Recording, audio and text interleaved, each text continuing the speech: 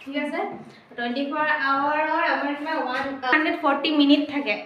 ঠিক আছে আৰু আমি 24 আৱাৰত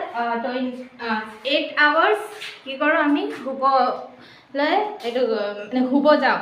আৰু বাকী আমাৰ 16 আৱাৰ বাচি থাকে ঠিক আছে তো সেইটো টাইমটো আমাৰ ইউটিলাইজ কৰিব লাগিব কি আমি কেনে মানে নিজৰ কামটো টাইমত শেষ কৰোঁ ঠিক আছে তো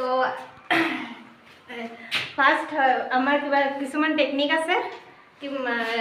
টাইম মেনেজমেণ্টটো কেনেকৈ কৰিব লাগে বুলি তো